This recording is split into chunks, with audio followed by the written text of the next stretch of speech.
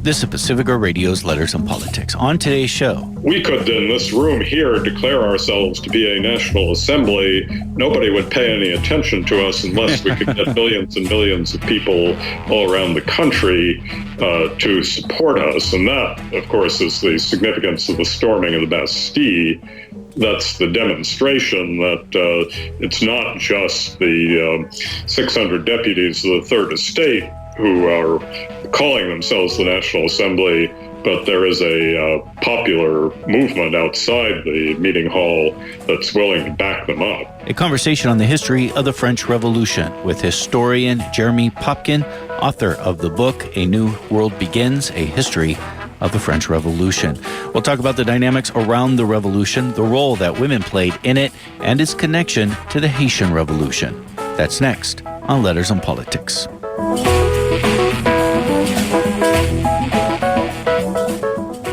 But first, the news. For Pacifica Radio, I'm Eileen Alfandary. After weeks of delay and strategizing, House Democrats set a vote for tomorrow to send the articles of impeachment against President Trump to the Senate to start the trial on removing him from office. Speaker Nancy Pelosi met privately at the Capitol with House Democrats about next steps.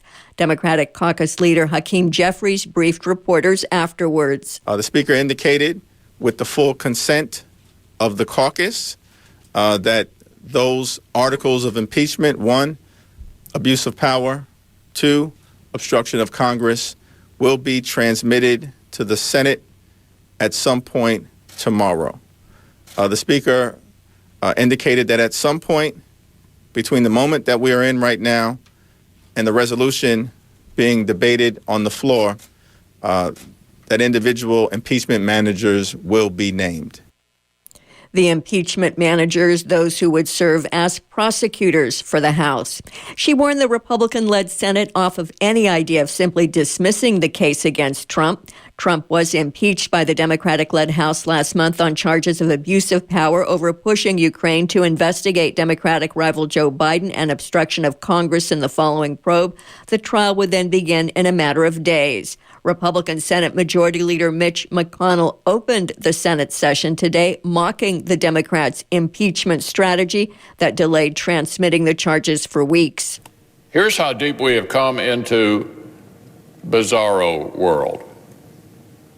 The latest Democratic talking point is that if the Senate conducts a trial based on what the House itself looked at, we'll be engaged in a cover-up. Did you get that? McConnell was to meet behind closed doors with Republican senators as they negotiate the terms of the trial. Senate Republicans are signaling they would reject the idea of simply voting to dismiss the articles of impeachment against Trump, as he and some of his allies have suggested.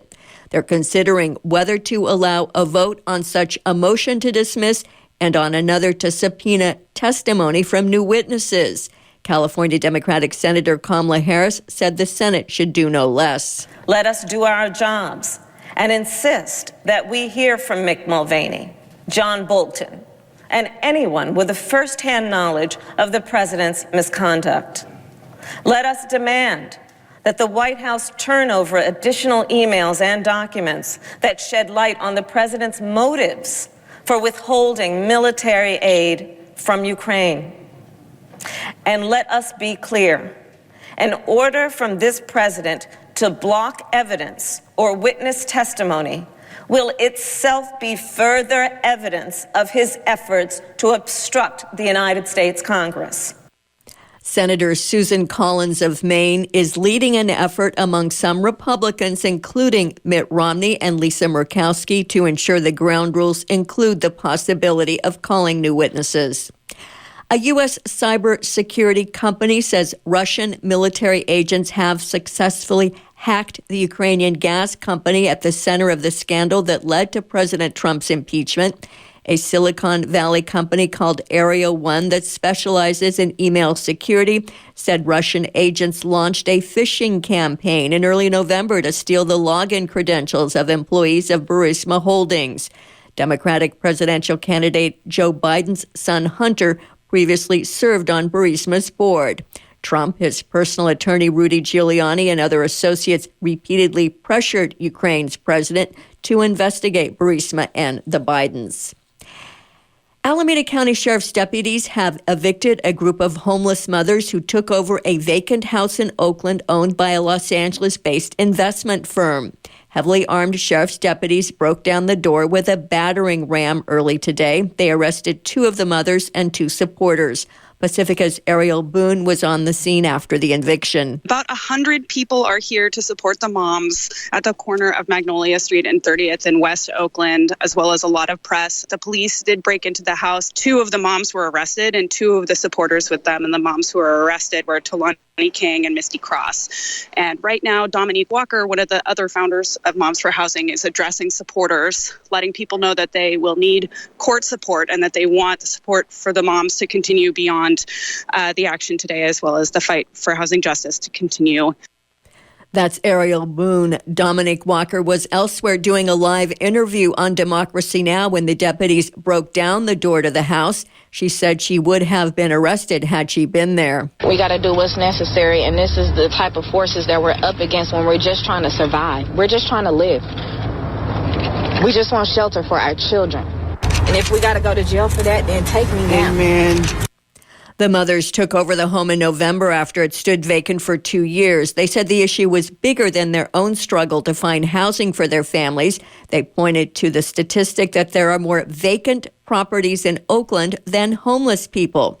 Some of those properties are owned by private investment firms like Los Angeles-based Wedgwood Properties, which owns the house on Magnolia Street. And Oakland Land Trust had offered to buy the house from Wedgwood so the mothers could continue to live there. Wedgwood refused to sell and instead offered to pay Catholic Charities for the moms to stay at a shelter and to pay for their belongings to be relocated with them. Elizabeth Warren says Bernie Sanders told her when they met privately in 2018 he didn't think a woman could win the White House. Warren said in a statement yesterday that during their 2-hour meeting, among the topics that came up was what would happen if Democrats nominated a female candidate. Warren said, "I thought a woman could win." He disagreed. Warren added she and Sanders were friends and allies, and she believed they would continue to work together to beat President Trump.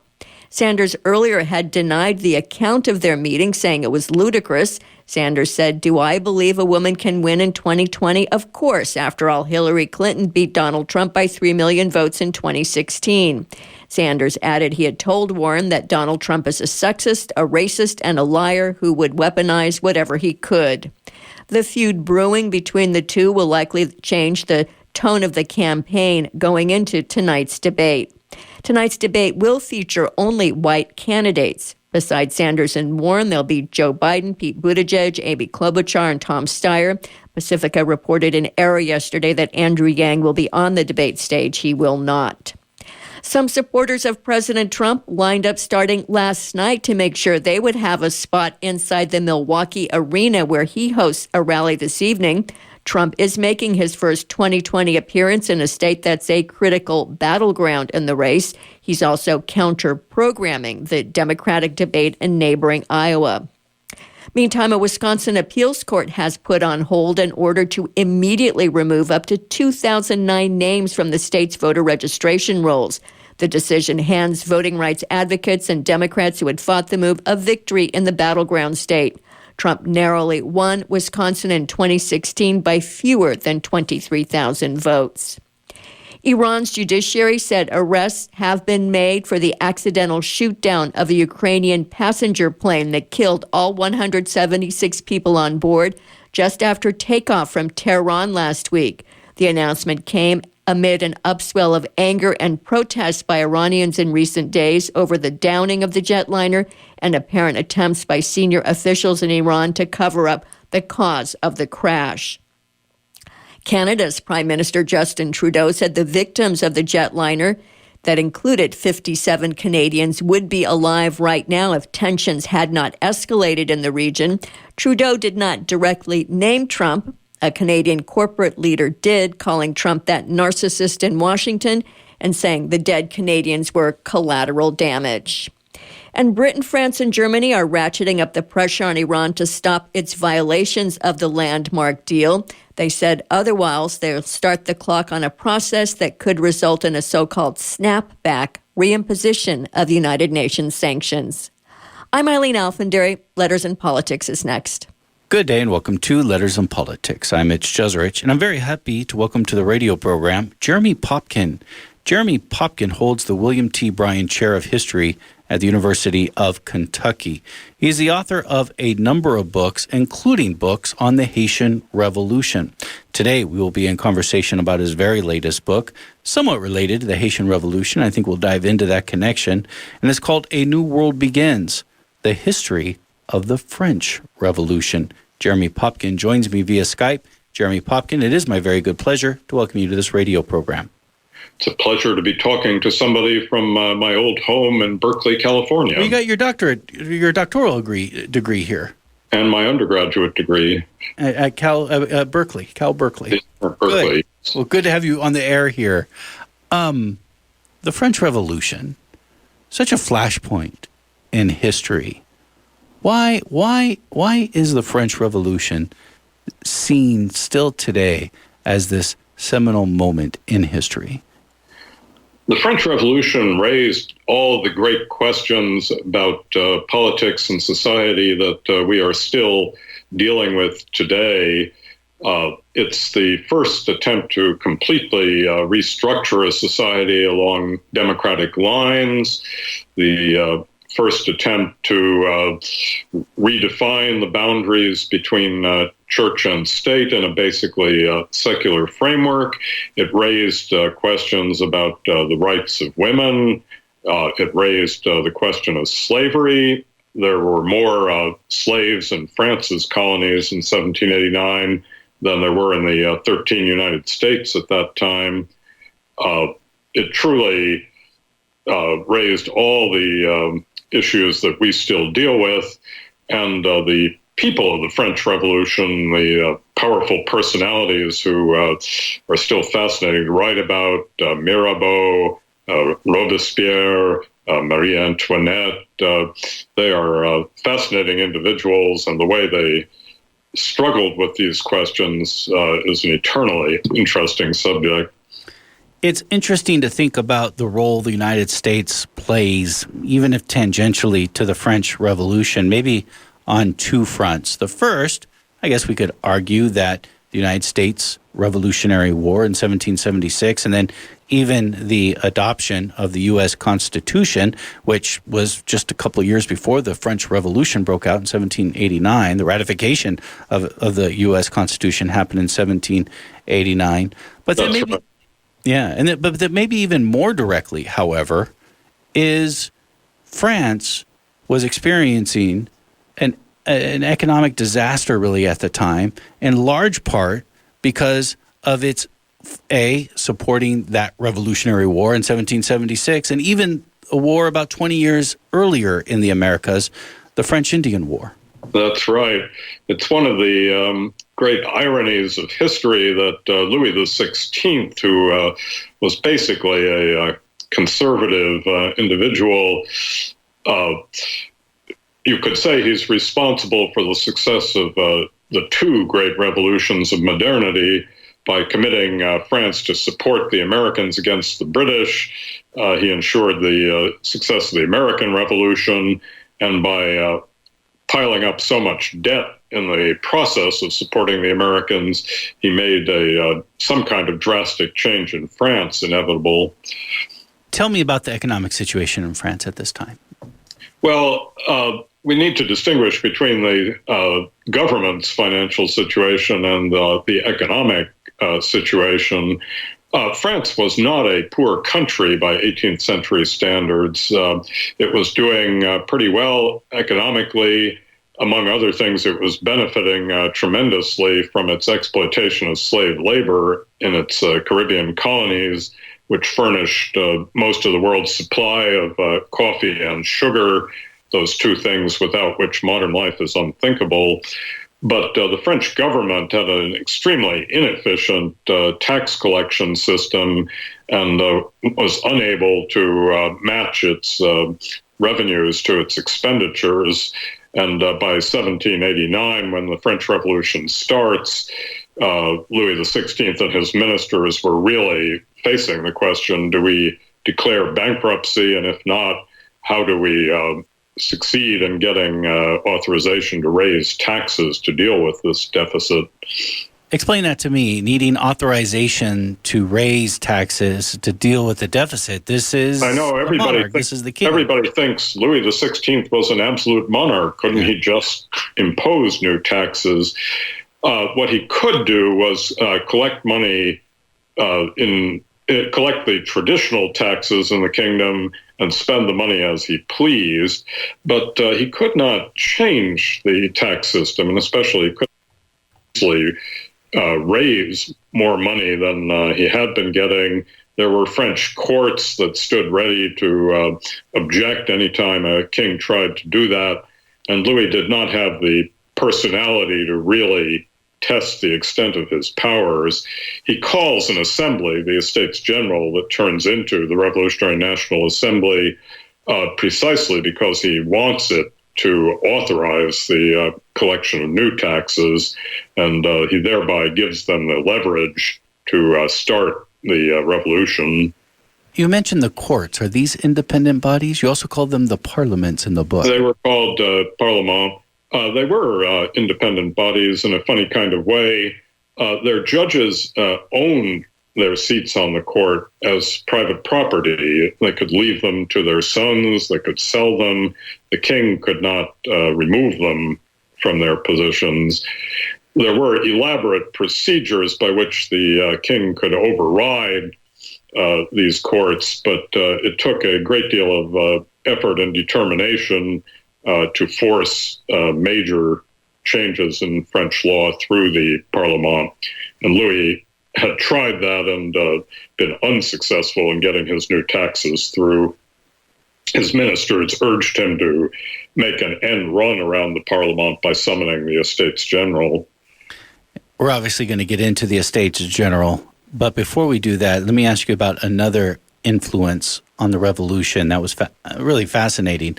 And that is some of the products that would come out of the era just before the revolution, known as the Enlightenment. That's right. Yeah, and I think in particular of the encyclopedia by Denis Diderot, where you'd also feature the writings of folks like Jean-Jacques Rousseau and Voltaire. Tell me about anybody contributed to the encyclopedia, as long as they were men, by the way. Right. So tell me about this rebellious nature of, which may surprise people today, the encyclopedia. The encyclopedia was a huge collection of articles on every conceivable subject. Some of them voice very radical ideas. Others are more conservative. It's not a book you would read and come out of your study with your fist raised in the air shouting "Revolution now," but it gives us an interesting panorama of the variety of ideas that were circulating in France during this period.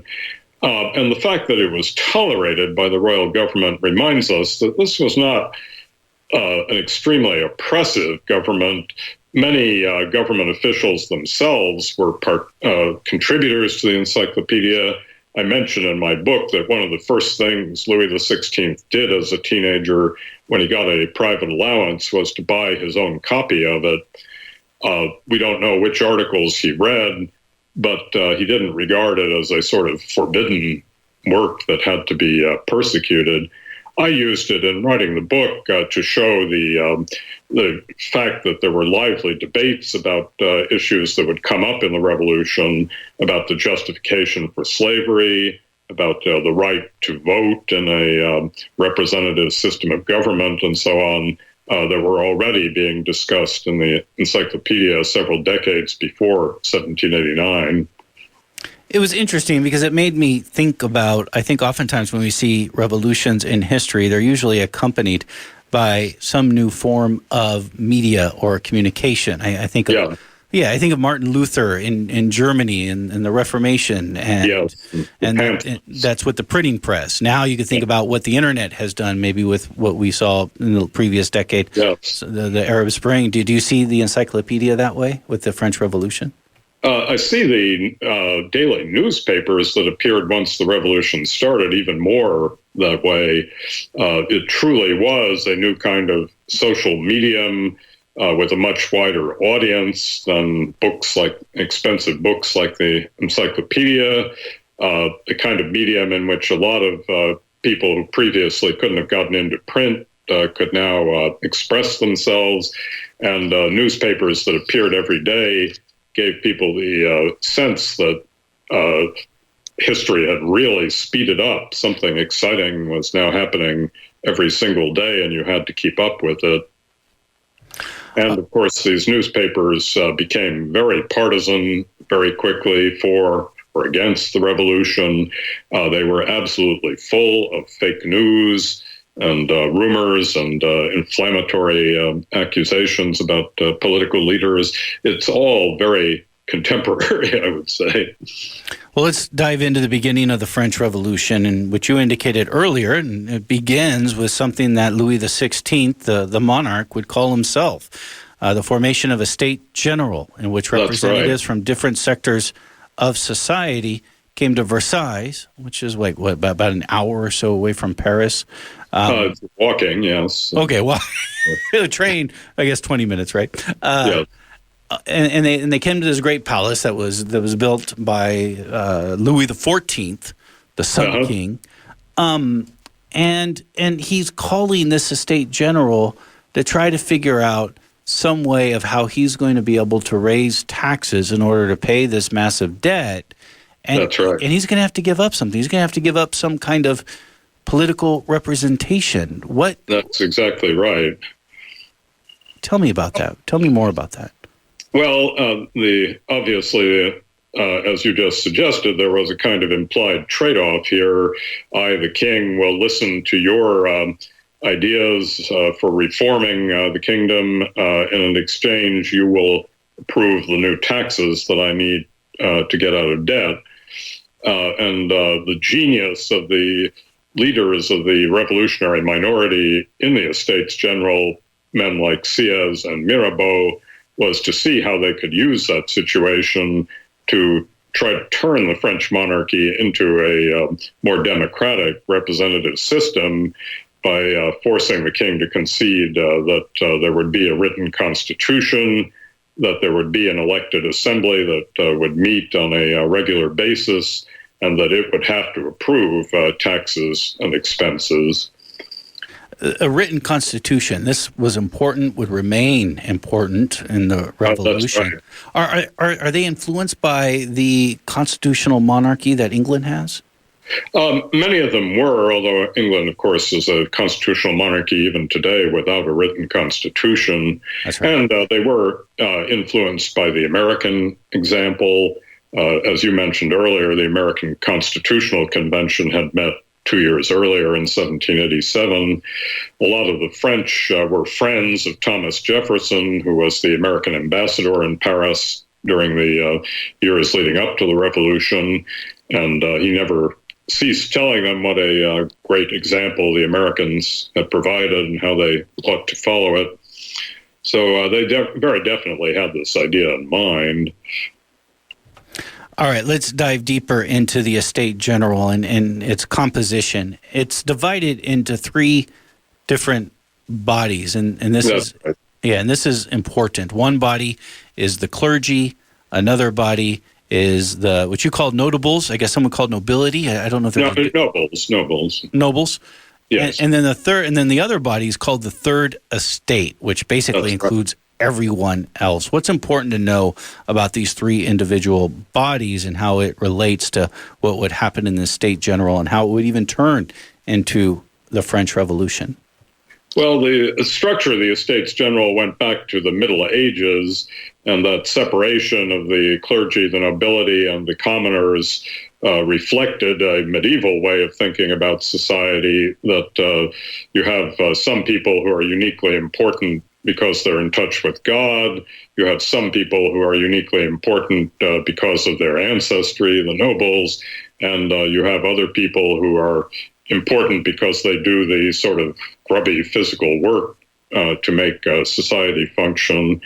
But by 1789, you have a lot of people, thanks to the influence of the Enlightenment, who are saying these clergy are not nearly as important as people in the Middle Ages thought they were, and there's no justification for the special claims of the nobility.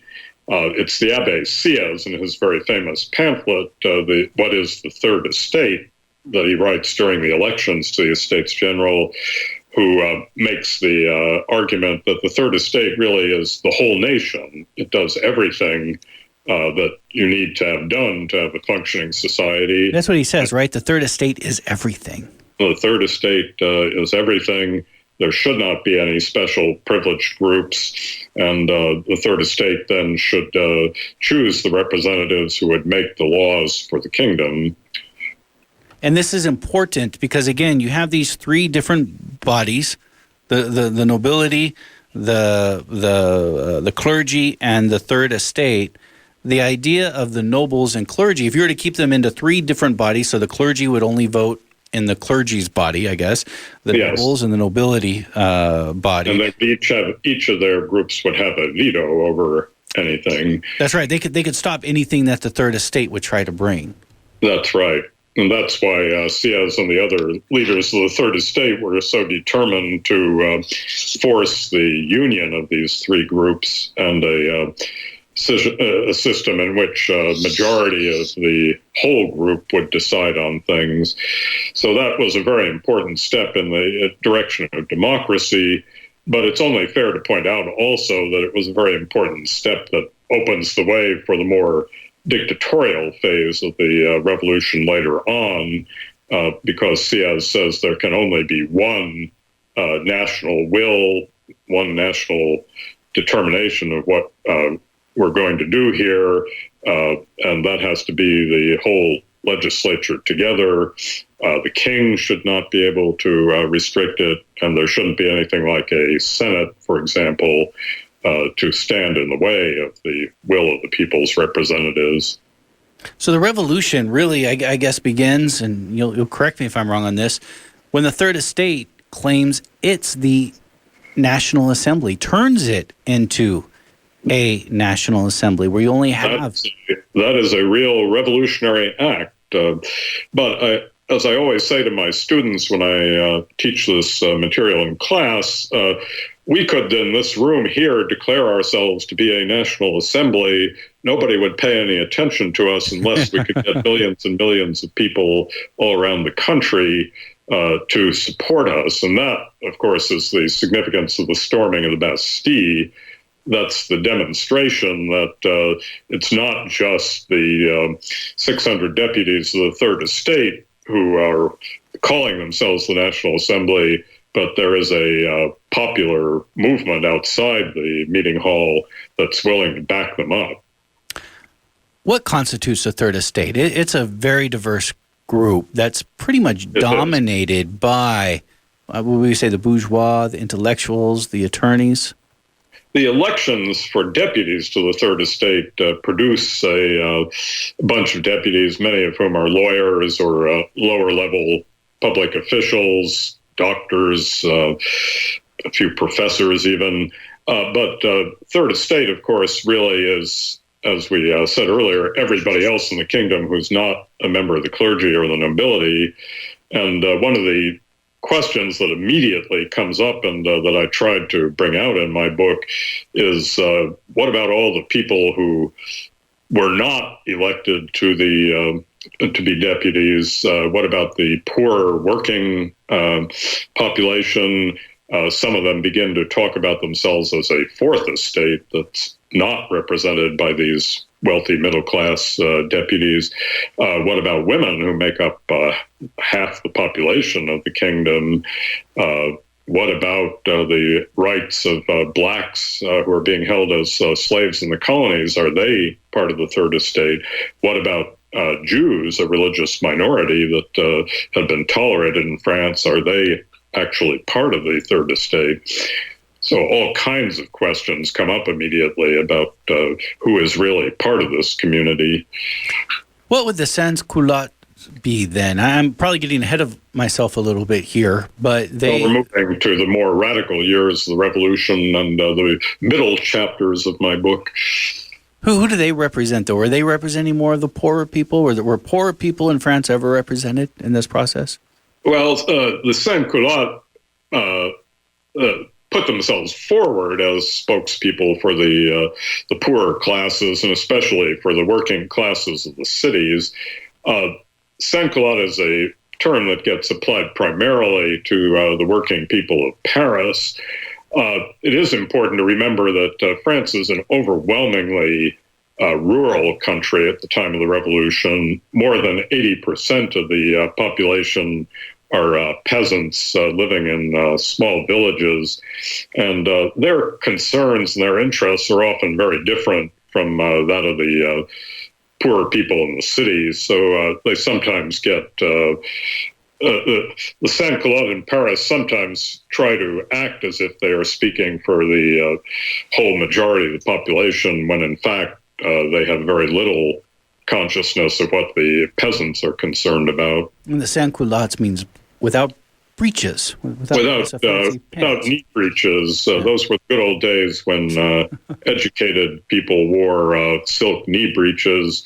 The sans-culottes did not actually go around without pants. They wore long, rough trousers, working men's trousers, the equivalent of blue jeans, you might say. This is Letters and Politics, and we are in conversation about the French Revolution of 1789. It would last longer than just that year, as we'll get into. Our guest is Jeremy Popkin. He holds the William T. Bryan Chair of History at the University of Kentucky. He is the author of a number of books. His latest is called A New World Begins, The History of the French Revolution. All right, I'm going to take a step back, because I did kind of get us forward there, but when we were talking about the poor, who represented these other folks, especially the poor people in France, I was curious how the sans-culottes would fall in there.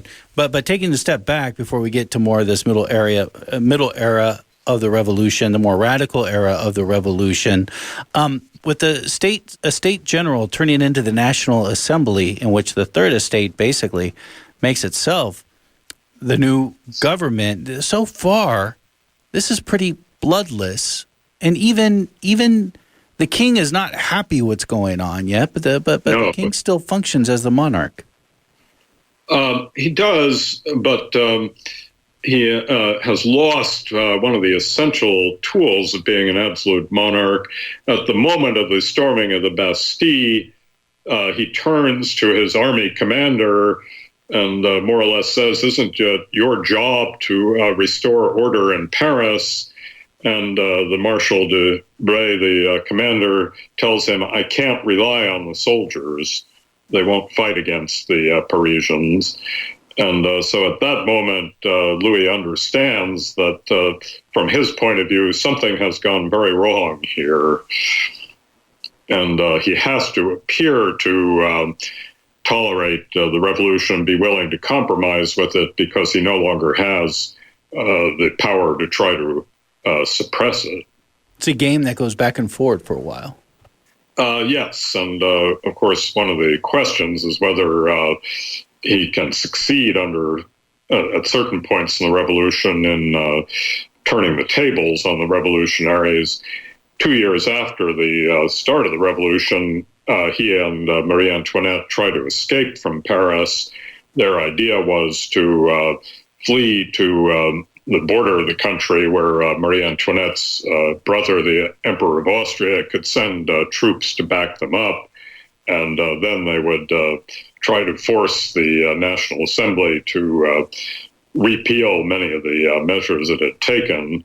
And of course, it's one of the great dramatic moments in the revolution when the king and queen are stopped on the road before they can escape and brought back to Paris as prisoners.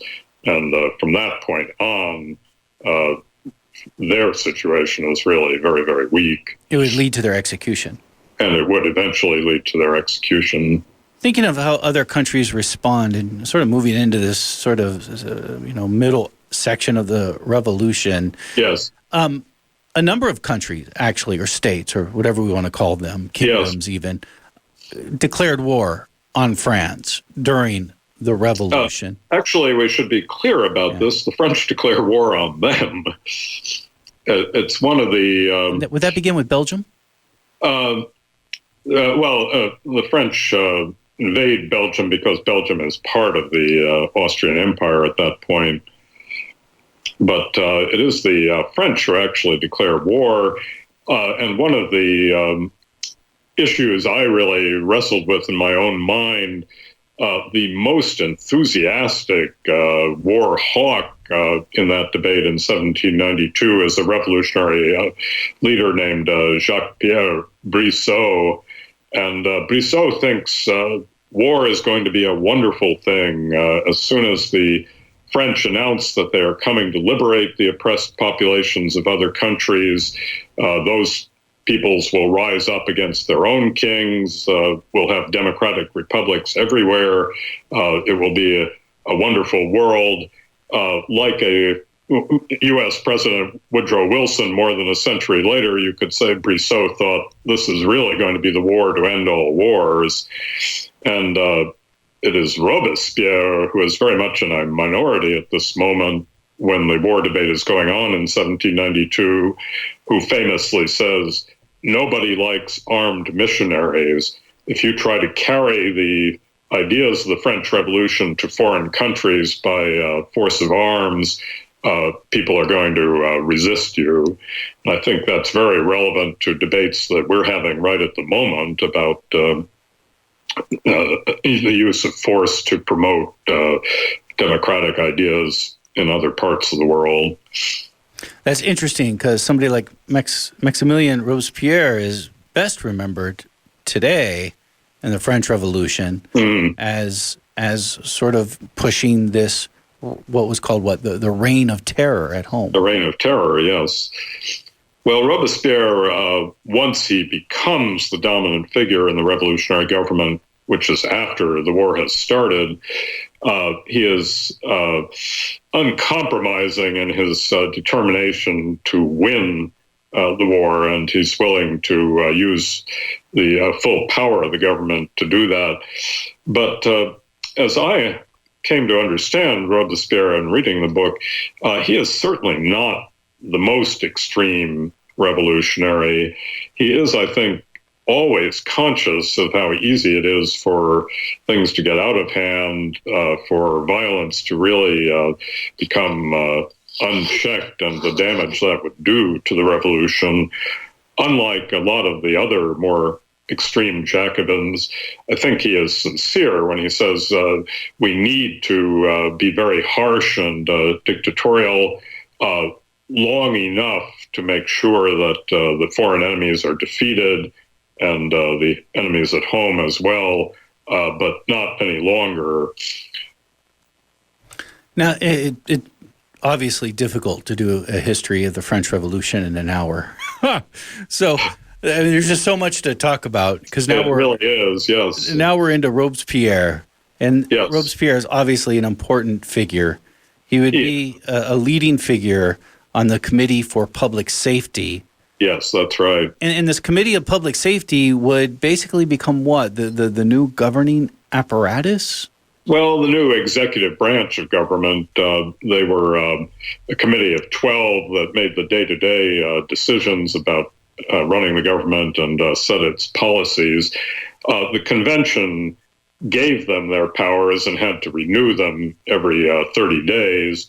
But particularly during the most intense periods of the Reign of Terror, it's not as if anybody in the convention dared to make a motion to dismiss Robespierre and the other members of the committee. So the Reign of Terror is also a domestic policy. Yes. What's the... I mean, we understand what terror means. We understand about countless people being guillotined. But what's the... Did they call it the Reign of Terror themselves? Isn't this even where we get the word terrorism? Well, in a sense it is, yes, because they were not apologetic about the idea of terror. Robespierre gives a famous speech, which I quote from at length in the book, justifying terror. He says terror is how you get bad guys to, how you protect yourself against bad guys. They should be terrified. And he felt that was absolutely necessary to safeguard the success of the revolution. But the idea of a reign of terror in a kind of negative sense is invented by the people who overthrow Robespierre in July of 1794. Suddenly, these people, many of whom had been allies of Robespierre up until then, try to make it seem as if they had nothing to do with all these unfortunate policies. It was all Robespierre's fault, and he was a terrorist who had imposed a reign of terror on the country. It's one of the another of the ironies about the revolution that the people who denounce Robespierre the most include some of the people who carried out the harshest policies of terror. Well, then before he's ousted and even executed himself, he is overseeing the execution of his former allies. I mean, I think of someone like Danton. Yes, if you get into the details of the trial of Danton, Robespierre is reluctant for a long time. Danton had been his close friend for a long time. Danton's ally, Camille Desmoulins, had been a fellow student of Robespierre's. Robespierre had been at his wedding. It's clear that this was a very hard decision for Robespierre personally, and that other members of the Committee of Public Safety pushed much harder for it than he did. But I have to say that once he made up his mind that the execution of Danton and Desmoulins was necessary, then he became very unhesitating about it. Once he decides it has to be done, then he does everything he can to come up with convincing reasons for it and to kind of make sure that there's no wavering about the decision that had been taken. I'm not trying to get a justification for it, but frequently when we talk about the reign of terror in history, it's usually portrayed as sort of out of control hysteria. Is there a logic to it? I think there is. This is an emergency situation when the policies that we call the reign of terror develop. France is being invaded from all directions by foreign enemies.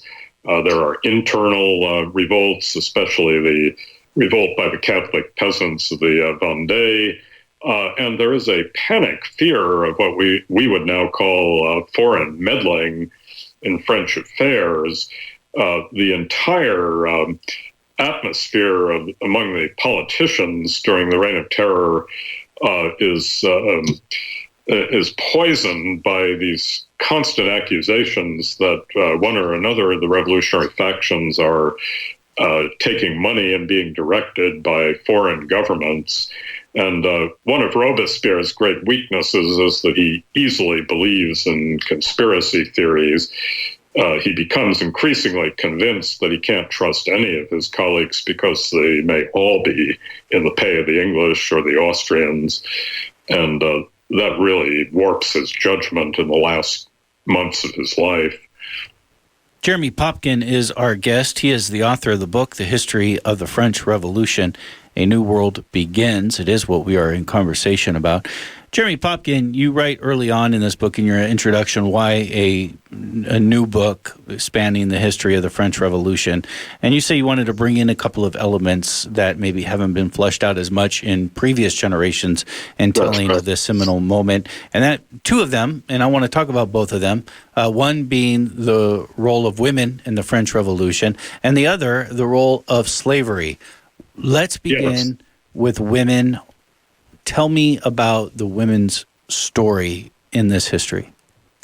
It was a kind of remarkable discovery not long after I was in graduate school that half the people alive during the French Revolution were women, and that they had in fact played a very important role throughout the revolution.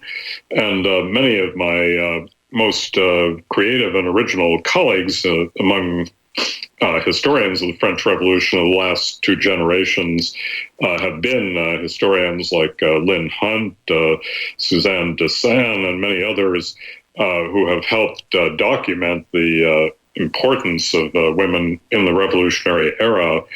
The other thing that's striking about the French Revolution is that debates about the rights of women were very open. They were very public.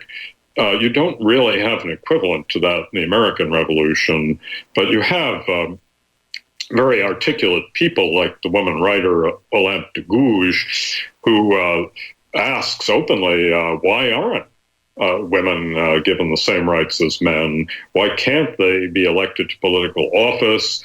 Why don't we have marriage contracts that give husbands and wives equal rights? And she proposes one. And the revolutionaries actually pass a very egalitarian marriage law in 1792. France had been a Catholic country where divorce had been prohibited, but the revolutionaries make it legal. There are thoughts and a couple of cases early in the Revolutionary War of women being allowed to enroll publicly as soldiers in the army. But the revolutionaries then confuse things, for us at least. There is a kind of reaction against what is seen as an excessive influence of women in politics during the Reign of Terror. There are laws passed to prohibit women from forming political clubs, and they are excluded from military service. But at least the French revolutionaries raise these questions, and it really is the dawn of the modern debates about feminism and women's rights that we're still having today. Wasn't it women who led the march to Versailles? Or yes. Maybe it was like just after the storming of the Bastille? Yes, in October of 1789, it's the women of Paris who are upset about high food prices and about the king's reluctance to accept the constitutional changes of the revolution, who start this march to Versailles and force the king and queen to come back to Paris, where they're much more subject to popular pressure than they were at Versailles. And women are involved in all the mass uprisings in France. In addition to the October Days, for example, the rather desperate Sans-Culotte uprising in June of 1795, the last great flare-up of popular desperation during the revolution, is largely inspired by women also. And I wanted to bring out in the book, however, that women are on many sides in the revolution. I was somewhat surprised myself as I did the research for this book to become more respectful of Marie Antoinette. We all associate her with that frivolous thing that she didn't say, let them eat cake. But as the revolution proceeds, she becomes, I think, a more hard-bitten and determined political player than her husband, Louis XVI, as she tries to figure out how the royal family can save themselves and save the monarchy. We may, as supporters of democracy, be glad that she didn't succeed, but I came away with a certain amount of respect for the determination with which she played a very difficult losing hand. And she did not say, let them eat cake. No, what she supposedly said was something along the lines of, if there is no bread for them, then certainly we should let them eat cake if that's all that we can give them. That's what she said. My understanding is there were, and as you laid out, some advancements for women through the revolution. Yes. My understanding is many of these advancements were stopped and undone with the end of the revolution and the rise of Napoleon. Yes, that's right. And if there's any reason why I expect my book to be banned in France, it's because I do give a very critical view of Napoleon. he's often said to have kind of decided which aspects of the revolution could be preserved and which ones have been too radical for the times. But I think in many ways he has a much more malign influence. He really actively opposes many of the progressive aspects of the revolution. The Code Napoleon, the legal code that he enacts in 1804, for example, is extremely restrictive about the rights of women. They lose the equal rights in the family that the revolutionaries had given them in 1792. They are very firmly put under the legal control first of their fathers and then of their husbands. They have no legal authority over their children. And it would not be, in many cases, until well into the 20th century before these aspects of the Code Napoleon were reformed. And another of Napoleon's decisions that certainly was not necessary when he made it was the attempt to reinstate slavery.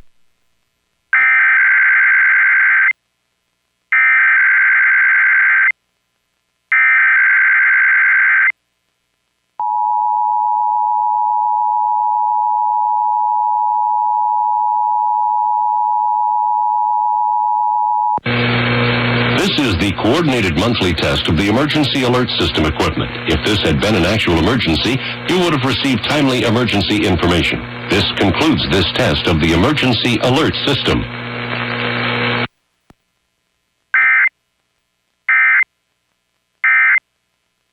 You have written a number of books about the Haitian Revolution. Yes. Let's get into this story and the connection to the French Revolution. I guess one can see from the outset that if you're having this fight for liberty, equality, and fraternity in France, that you may expect this to translate to people in the French colony of which would become Haiti. And the other French colonies. It would seem logical. You would think that if you declare that all men are born and remain free and equal in rights, it must have occurred to you that that implies the abolition of slavery. But like Thomas Jefferson and George Washington, many French revolutionaries managed to convince themselves that this language didn't apply to the black people in the colonies. The situation in France is different from the United States. Not many of the deputies to the National Assembly actually owned plantations themselves, but almost all of them accepted the argument that the prosperity of France depended on the booming trade from the colonies, that you could only make the colonies profitable if you had slave labor, that blacks were if not racially inferior, at least so far behind in terms of civilization that they needed to be disciplined by white masters, and that however contradictory it was to the principles of the French Revolution, the maintenance of slavery in the French colonies was nevertheless essential if France was going to be a prosperous and powerful nation. So in one of my other books, You Are All Free, The Haitian Revolution and the Abolition of Slavery, I kind of retraced the painful steps by which the French revolutionaries finally come to the realization that if they're going to have any chance of keeping their colonies, they have to grant freedom to the blacks. Is that why they did it? Because they thought that if they did not end slavery in the colonies, that then there would be a rebellion that would end there? Well, there already was a rebellion. In August of 1791. Black slaves in Saint-Domingue, the largest and most valuable of the French colonies, do start an insurrection. And the first response of the French revolutionary government is to send soldiers to try to defeat them. But by 1793, they have realized that that effort has failed. The danger, as they see it, is that the British from the neighboring island of Jamaica are going to invade Saint-Domingue, and the only way they can hope to keep Saint-Domingue is to offer freedom to the blacks and enroll them in the French army to fight against the British. And that is how Toussaint Louverture starts his rise to power. He had been one of the leaders of the insurrection.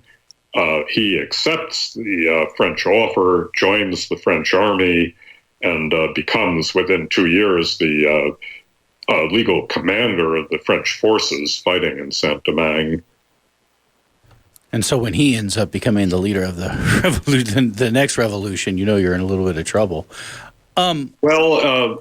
This is a discussion about the Haitian Revolution more than the French Revolution. He doesn't know, and nobody knows when he becomes commander of the French forces, that this is going to lead to a separation of the island from France. If Napoleon had not come along, Toussaint Louverture would have been the duly appointed French governor of the French colony of Saint-Domingue.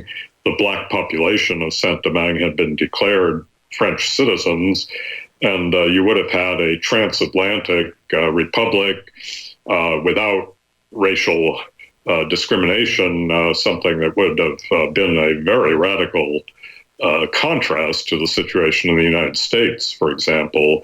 But Napoleon is not willing to tolerate that arrangement, and his attempt to get rid of Toussaint Louverture and force the blacks back into slavery is what drives the Haitians to claim their independence. Did Napoleon temporarily drive them back into slavery? Not in Saint-Domingue. He's unable to do it there, but he is able to do it in Guadeloupe and Martinique. And as some of my French historian friends like to say proudly, that gave France the opportunity to be the only country that abolished slavery twice, because they do it again in 1848 after another French Revolution.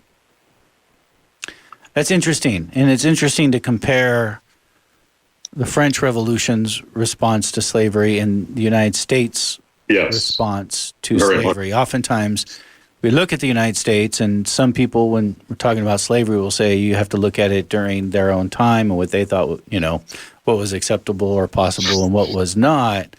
Yes. Here you have France at the exact same time. We're talking 1789, basically the same time.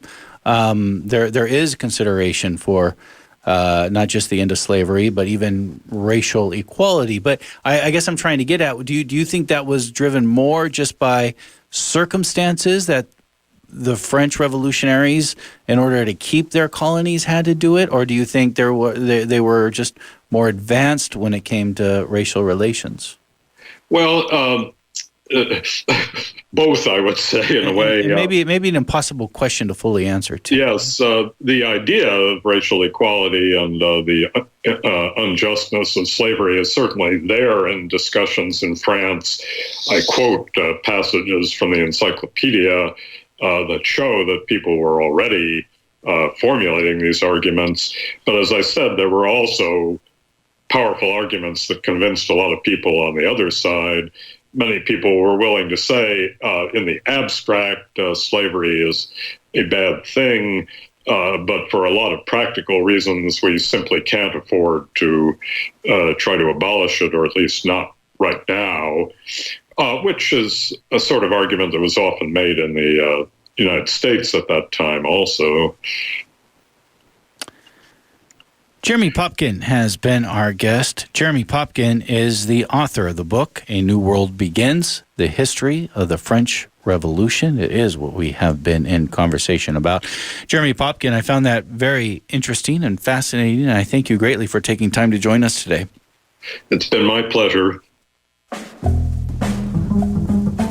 And that does it for Letters and Politics. The show is produced by Deanna Martinez. Kirsten Thomas is our engineer. You can find archives of our previous shows online at kpfa.org. I'm Mitch Jeserich, and I thank you for listening. Betty Lou Cutter, Douglas Brent Roden, George Marcus, Valerie Anton, Anne Rosenbrook. Join our community of local heroes who have stepped up and become sustaining members of KPFA. Can we count on you to become a sustaining member who donates monthly, which helps us lift the voices of the Bay? Join the campaign to support this independent media outlet and reinforce our 70-year history of speaking truth to power. Join us, join our community, and become a KPFA sustaining member, and help cut additional days from our fund drives, and help us stay as vigilant as always. Thank you. Sandra Carmichael, Lou Preston, Brenda Salcedo. You're listening to 94.1 KPFA, 89.3 KPFB in Berkeley, 88.1 KFCF in Fresno, 97.5 K248BR in Santa Cruz, and online worldwide at kpfa.org.